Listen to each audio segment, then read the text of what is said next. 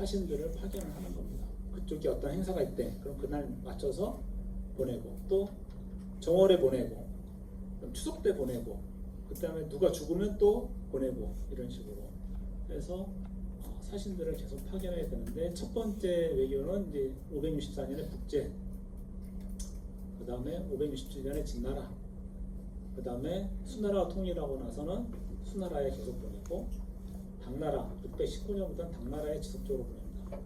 그런데 여기서 이제 운명이 갈라집니다. 운명이 달라져요. 그 이제 운명 달라지는 것도 뒤에서 말씀드리겠지만, 횟수를 보세요. 신라 35, 백제 22, 고구려 25. 월등히 많죠. 한두 번이 아닙니다. 고구려보다도 10번 이상 차이가 납니다. 뭐냐면 고구려는 배짱 외교를 하죠. 실은 감도 안에 싸워. 다이다이. 그래가지고 당나라랑 3번이나 싸우지 않습니까? 그죠? 치명타도 입히고 눈도 뺏고 막 난리 나잖아요. 그래서 고구려는 대등한 외교. 백제는 간보기. 내가 한번 주면 너희도 한번 오고, 내가 좀 도와달라면 너희도 기브앤테이크야. 대등하게 가려고 하지만 육로가 개방이 안 됐기 때문에 해상으로만 한계가 있죠.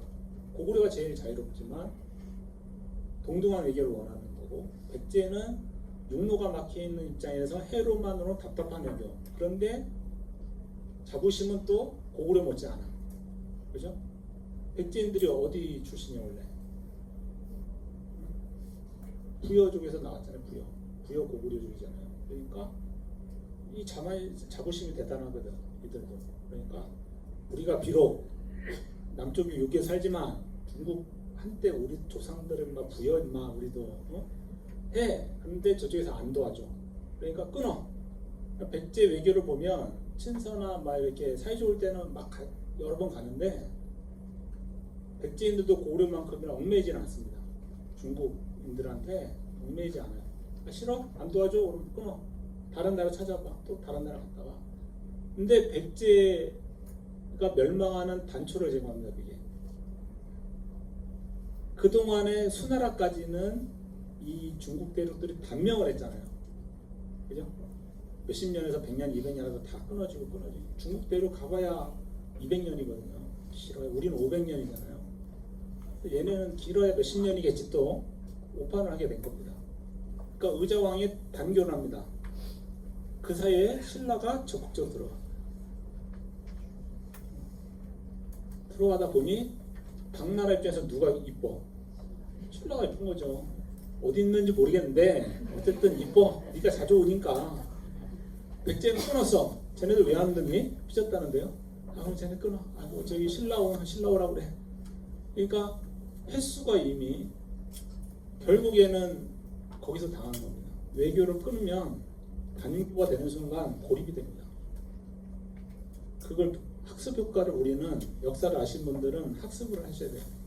싫든 좋든 외교는 해야 됩니다. 한때는 비굴하고 굴욕적이라도 필요할 때는 기브앤테이크예요. 아무리 우리가 작은 나라든 큰 나라든 저쪽이 오면 기분이라는 게 있거든. 얘가 100을 들고 오면 나는 7, 80을 줘도 준단 말이죠. 안 주진 않아. 뺏지는 않아. 그거는 야만의 소리 듣거든. 그러니까 일단 기브앤테이크가 이루어지기 때문에 신라는 그걸 열심히 했다는 거지. 소국이지만. 거기서 이제 운명이 갈라진다는 거고, 거기에 당성이 상당히 중요한 국제적 항구로서의 역할을 했다라는 겁니다. 그래서 6세기 후반으로 추정되는 이제 성벽이라고 하는 거하고, 몇 년 전에 이제 드디어 명문기와가 나오기 시작했습니다. 그래서 당시에 6세기 때 유물은 아니고요, 한 8세기 때 유물로 추정되는데, 당나라 당자가 새겨져 있는 글자가 나옵니다. 당택, 택당이라고도 하고. 그래서 당나라 당자가 나오면서 이거 당황성 맞네 라는 것이 확인이 됐고, 그 다음에 이 지역이 한산주 영역이기 때문에 한산, 큰 산입니다. 큰 산, 한산이라고 새겨진 한산주 영역이니까 자연스럽게 이 명문화도 나왔습니다. 그래서 이 성이 이 당황성이 맞구나 라는 것을 보증을 해준 거고요. 그다음에 1차 성은 삼국시대 때 쌓은 거고, 그다음에 2차 성은 통일기에 쌓은 겁니다. 그래서 8, 9세기에서 고려시대까지 항전을 했던 곳이고요. 고려시대 가면 또 왜구들이 엄청나게 쳐들어오잖아요. 계속 못 살게 보지 않습니까? 그래서 성은 서해안을 따라서 저 뭐 인천부터 시작해서 시흥, 뭐 안산, 화성, 평택, 여기 아산, 당진에 다 왜구들을 만든 성들이 많아요. 왜구들이 하도 와가지고 침략을 하니까 우리 정말 선조들께서 고려시대 초반기도 그렇고 고려시대 후반기도 그렇고 왜구들이 막 쳐들어오니까 이런 성들을 다시 쌓아가지고 방비를 했던 이런 흔적들이 남아 있습니다. 이제 앞서 말씀드린 내용을 쭉 정리를 해보면 이제 복잡한 이제 뭐 전공자들이나 불법한 이제 스토리가 쭉 정리를 해놨습니다. 제가 그러니까 이 빨간 줄만 잠깐 설명드리면 568년에 이 북한 산주를 이제 경기도 이천입니다. 난천주로 옮깁니다. 북한 산주는 서울의 아차산 저기요 광진구고요. 그 다음에 거기에 있던 저기를 거점 지역을 경기도 이천으로 옮겨서 백제를 견제했다. 그래서 대중국 외교 노선을 안정적으로 확보하기 위한 목적으로 옮겼다라는 거고, 586년에 고구려는 장안성으로 천도를 합니다. 지금의 평양성이죠. 평양성으로 천도를 하면서 수나라를 견제했고, 603년에 고구려가 북한 산성을 집공을 합니다. 그러니까 뭐 임진강이고 뭐고 이때는 한 번 방어선이 무너지면 그냥 순식간에 몇십 킬로가 뚫리는 그런 상황이어가지고 이때 북한 선생이 공격을 받으니까 진평왕이 경주에서부터 직접 옵니다. 1만의 군사를 데리고 와가지고 방어를 하고, 또 고구려의 고승장군이라고 하는 분이 지휘관이었는데 이분을 쫓아가지고 한탄강 위협까지도 추격하는 그런 스토리가 남아있어요. 그리고 그렇게 고구려가 쳐들어오니까 깜짝 놀래가지고 604년에 다시 남천주를 북한 산주로 다시 옮깁니다. 안 되겠어, 고구려가 더 위험해, 백제보다, 이렇게 되는 거죠. 그래서 취소지, 즉 취소를 옮기면 관리도 옮겨지지만 군대도 같이 움직여야 되잖아요. 그래서 주력 부대를 어디에 두느냐, 북한 산성에 두느냐, 이천으로 옮기느냐, 백제를 견제할까, 고구려를 이게 병력이 뭐 남아도는 게 아니기 때문에 주력 부대를 어디다 배치를 하느냐가 상당히 중요한 거죠. 그래서 그러한 이제 일들을 했고, 이 김춘추 얘기는 여기입니다. 642년과 643년 신라봉기와 백제봉기, 고구려봉기가 좀 틀리고 중국 측 기록도 좀 차이가 있지만 대체로 이 두 년 중에 하나인데 이 643년이 맞을 가능성이 높아요. 그래서 백제가 신라를 마음먹고 공격을 합니다. 백제 무왕부터 의자왕 때에 걸쳐서 의자왕 초기 때에 신라를 엄청나게 몰아붙입니다. 그래서 대단한 성과를 이뤄요. 그래서 백제가 신라의 40여 성을 함락하고, 고구려 백제가 당항성을 공격하고, 백제가 대야성을 함락합니다. 신라로서는 정신을 못 차리게 되는 거죠. 북쪽, 서쪽, 남쪽 다 뚫리는 거예요. 전방위로 압박을 가해온 겁니다. 그러니까 신라로서는 의지할 데가 없는 거야. 왜냐하면 반대로 치면 신라는 고구려랑 동맹 맺었다가 한번 배신하고, 백제랑 동맹 맺었다가 배신하고 하다 보니까 이제 궁지에 몰렸죠. 그러니까 거기에 궁지에 몰린 신라로서는 야, 이거 큰일 났다. 이제 대야성 넘어오면 경주까지 뭐 하루면 뚫린다라는, 그래서 상당히 대야성이 중요한 성이었거든요. 그리고 성을 40개 잃는다는 거는 엄청난 면적의 땅을 잃었다는 걸 얘기하는 겁니다. 그러니까 지금의 뭐 읍면 단위에서 면 단위에서 군 단위 몇십 개를 잃었다고 보면 돼요. 그러니까 뭐 아까 앞서 말씀드린 16개, 10개군을 신라가 차지했다 그러면 그 이상의 땅을 지금 많이 잃었다라고 볼 수 있는데, 문제는 여기서 또 백제가 또 미스를 하나 해요. 미스테이크. 백제 장군 윤충이 용장인데, 용장, 맹장이라는 소리 들었는데 좀 생각을 해야 되거든. 공격은 잘하는데 판단을 좀 더 잘해야 되는데, 김춘추의 딸 고타소라는 큰 딸이 있어요. 큰 딸이 있어요. 그리고 사위가 김푼석이야. 근데 사위가 아주 나쁜 분이야. 딸이 이제 못 살겠는데 성주로 보냈어. 대야성을 지켜라. 막중한 사위를 해서 너 저기 아주 중요한 성이니까 잘 지켜. 거기 가서 딴짓하지 말라고 라고 해서 다짐을 받고 보냈는데 거기 가서 딴짓하고 있는 거지. 딴짓하고 있으니까 백제 장군이 저기서 첩보가 들어왔죠. 방비가 허술해지고 훈련도 요즘 안 한다는데요. 그래, 거길 치자. 대야성 치면 거의 뭐 반 먹고 들어가는 거야, 백제 입장에서. 그래서 막 공격을 해서 함락을 시킵니다. 그런데 윤충이란 장군이 거기까지 좋았는데 이 포를 아주 좋은 포를 잡았잖아요. 김춘추 큰 딸이라는데 사위랑 잡았고 돌아오면 되지. 카드로 쓰면 될 거 아니야. 한번 기부 앤 테이크 할 때 한번 쓰면 돼요. 근데 그냥 거기서 죽여. 또 이제 성민들이 저 김풍수의 남봉꾼이 우리를 착취하고 그래? 저 죽일 놈만 딸도 같이 죽여! 그 바람에 그냥 아주 백제 왕실에서 난리가 났어. 야, 대야성 함락했대? 아주 잘했어. 당항성 공격했어. 성공이야. 그러고 있는데 아 이게 그 다음이 문제였네. 이거 어떡하지? 수습을 해야 될 것 같은데. 근데 김춘추가 그때 이제 내 기필코 백제를 멸하리라. 왕욕심까지는 없었는데 내가 왕을 해가지고 내가 아주 밟아 죽이리라는 생각을 갖게 만든 계기가 됩니다. 근데 이 고타소란 큰딸은 정실 부인의 딸이에요. 김민신의 동생하고 결혼하잖아요. 그거는 사실 후처야. 원래 전처가 있었어요. 그 딸이라 애지중지기였던 거예요. 첫 자식이 아주 중요하지 않습니까? 어머니들 특히 입장에서는 아버지들 입장에서 특히 아버지들은 딸 사랑이 또 극진한 김춘추가 그랬던 사람 중에 하나죠. 그래서 고구려 갔다가 영계서문한테 갇히고 죽을 뻔하고 당나라 가가지고 하소연합니다. 우리가 너희랑 손잡을 테니까 백제 멸하자. 계속 설득을 해. 심지어는 그 김춘추는 당나라 복시까지 가져옵니다. 권복도 가져와. 줘. 우리가 입을게 그냥 당나라 사람 될게. 그런 이제 속까지 다 내주는 그런 상황까지 이릅니다. 긴박한 거지. 나라가 지금 고구려 백제 때문에 멸망하게 생겼는데 나는 딸을 잃었어.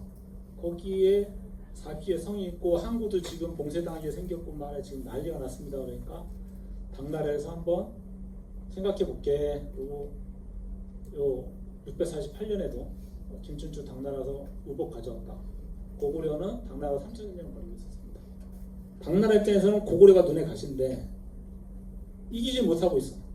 근데 신라가 마침 찾아와서 협조를 하겠다고 합니다. 얼마나 반가워. 백제도 안 와. 그래? 그럼 우리는 결국에는 선택지는 당나라도 신라밖에 없고 신라도 당나라밖에 없는 사정이 딱 맞아 떨어지는 거예요. 그때부터 이제 슬슬 당나라도 마음을 슬슬 신라 쪽으로 돌립니다. 그 전까지는 아니었지만. 그러니까 당나라에 가서 충성을 맹세한 게 김춘추. 또 돌아오는 길에 죽을 뻔했는데 같이 간 신복이 그 변장을 하죠. 같이 옷을 바꿔 입고 스토리 있습니다. 그 뻔한 거. 그래서 내가 김춘추하고 죽고 김춘추는 살아서 돌아오죠. 그래서 그런 위기를 넘어가지고 성공을 하게 됩니다. 그래서 660년 7월에 나당 연합군이 벽적도를 거쳐서 사비를 침공하고 백제를 정복하는 이야기가 연결이 되는 거죠. 이때 여기도 아까 말씀드린 말갈이 계속 등장을 하죠. 고구려와 말갈이 계속해서 등장을 한다고 보면 그들이 산악지대에 살면서 계속해서 고구려의 보호 아래에서 생활했구나라는 것을 알 수가 있습니다. 백제는 663년까지 항전을 하죠. 항전을 하고 주류성 백강전투에서 패하고 주류성이 함락되면서 웅진도독부가 설치됩니다. 이때는 뭐 이제 또 백제 사시는 분한테 다음에 또 강의를 들으실 수가 있겠지만 이때 전투 대단합니다. 이것도 국제전이에요. 지금 이 당나라군이 참전하면서 일단 국제전이 됐잖아요. 근데 이 백제가 멸망할 요 주류성 전투 요거는 왜 일본까지 참전을 합니다. 그래서 이것도 진짜 동북아시아의 큰 전쟁이었어요. 근데 서해안에 조수간만의 차를 몰랐어. 현지인들 말을 좀 들었어야 되는데 외군들이 너무 가까이 내일 아침에 친다고 배를 너무 가까이 댔네. 아침에 보니까 뻘이 됐어. 물이 다 어디 갔어? 이거 밤새. 그래서 화공에 당해서 다 전멸합니다. 그 몇 년을 공들여서 배를 만들었거든요, 일본에서. 그래서 백제를 구원하겠다며 몇백 척을 보냈는데 뭐 말을 기록에는 뭐 1000척도 넘었다고 해요. 배는 크진 않았겠죠. 하지만 애써 왔는데 이게 뻘에서. 근데 그 조수강만차를 잘 이용한 건 에가드 장군은 살렸다는 거죠. 그 몇 시간을 이용한 사람과 그 몇 시간을 방심했던 게 역사적 장면이 시간차는 크지만 있습니다. 이런 스토리가. 그리고 663년에 옹진도독부를 당나라가 설치를 하고 665년에 문무왕과 부여유 당나라 장수 유인원이 옹진 7일산에서 화친 해명을 맺음으로써 이제 백제 역사는 일단락됩니다. 평택의 요 지리적 중요성만 잠깐 얘기하고 이제 다음 시간에 조금 쉬었다가 보고학자료 얘기를 해드릴게요. 평택은 잠깐 지도를 한번 먼저 보시면 보세요. 진이 평택의 영역은 지금은 이렇게 크지만 고대에서는 요 진이 부산현이라고 하는 곳이 가장 큰 동네고 서쪽의 용성, 거성이라고 하는 동네도 큽니다. 바로 평택항이랑 붙어있죠. 광덕도 역시 아산강하고 평택항 사이. 그다음에 아산도 아수. 이 아산도 평택의 역사의 일부가 되는 부분이 있어요. 팽성, 평택이죠. 그래서 이 부분이 이제 안성천입니다. 안성천하고 이 위에 요 내부에 진이천과 안성천이 합류되고 발안천이 서해로 흘러나가죠. 그러니까 이 하천은 사람한테나 동물들한테 모든 게 물이 제일 중요하잖아요. 물을 중심으로 도시는 발전하게 됩니다. 팽창을 하게 되거든요. 지금도 마찬가지고 고대도 마찬가지입니다. 거기를 중심으로 이렇게 이 진이, 용성, 광덕, 팽성, 아산 이 지역들이 중심으로 물론 이제 송탄도 있습니다. 진이 옆에 있는 송탄도 하지만 끝에는 이제 다 진이에 들어가게 되는데 이게 이제 마한의 소국들의 범위였을 거예요. 대체적으로 그들이 백제가 이제 통치를 하면서 현 단위로 묶고 또 고구려나 신라들이 와서 다시 그 현 단위를 다시 통합하거나 재편을 시키는 건데 큰 틀은 유지됐다라는 거고요. 옆 동네인 이제 안성을 지나면 축산으로 이루고 그다음에 서쪽으로 올라가면 당항성과 바로 붙어 있고요. 그다음 평택강 이용할 수 있고 남쪽에 당진이 있죠. 아산만과 당진이 있어요. 당진의 당자도 당나라 당자죠. 그래서 거기서도 배 타고 바로 그냥 덕적도 거쳐서 가야 됩니다.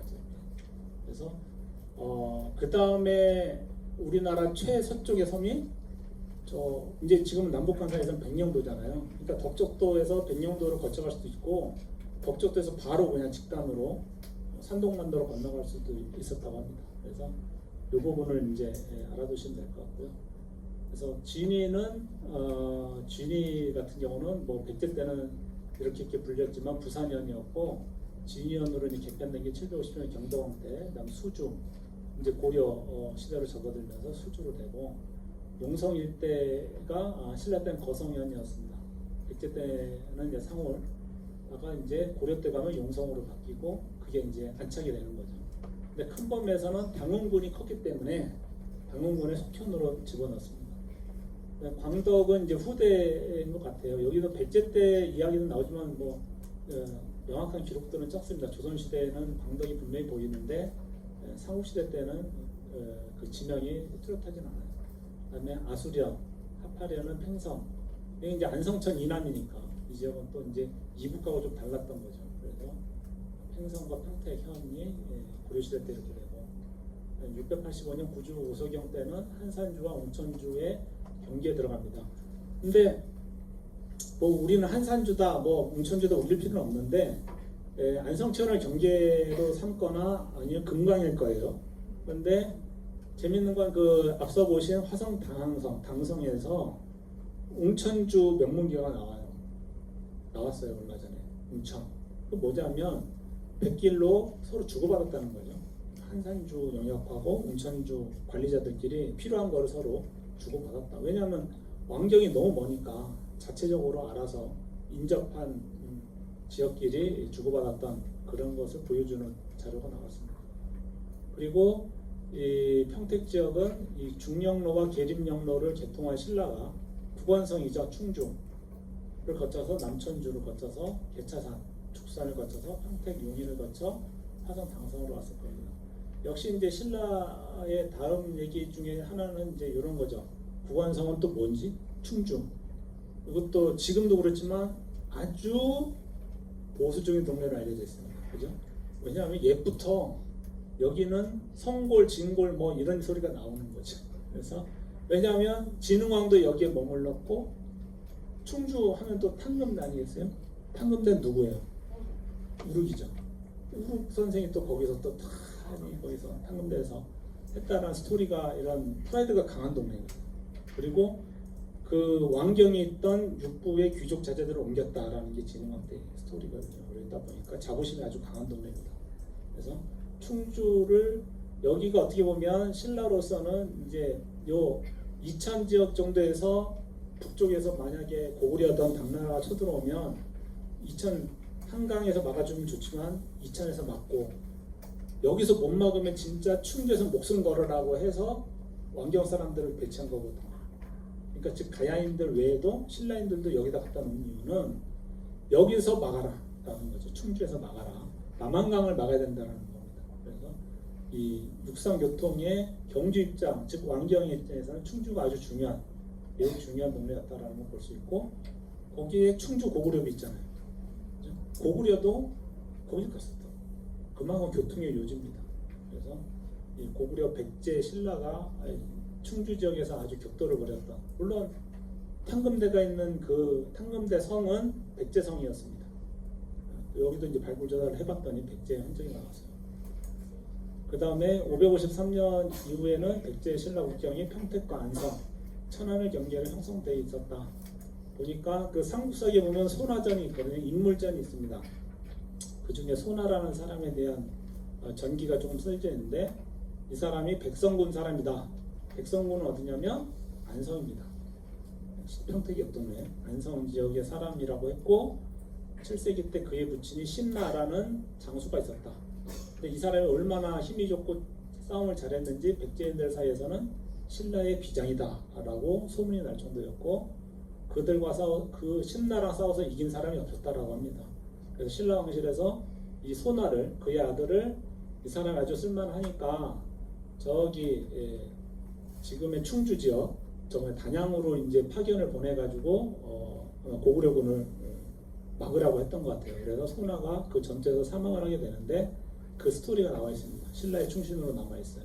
그래서 안성과 직산 사이에서 낮에 백제와 신라가 자주 충돌했던 것으로 보입니다. 그리고 후삼국 시대로 가면 평택은 안성 축주의 기원이라는 인물이 있죠. 원주의 양길 있고 궁의 영향으로 후백제보다는 후고구려의 영역에 포함되어 있을 것으로 보고 있고 여기 신복사 있죠. 광덕의 신복사, 진리의 만기사 이 두 계절은 상당히 역사가 오래된 절입니다.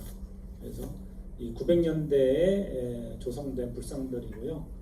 이 불상을 조성한 세력들은 여기에 투착 세력들로 봐야 되고 그들이 이 지역을 이제 아까 그 보여드린 지도 여기에 이제 맹주들이 되는 거죠. 그러니까 이 부분들은 이제 눈여겨보시면 될 것 같습니다. 10분만 쉬었다 하겠습니다.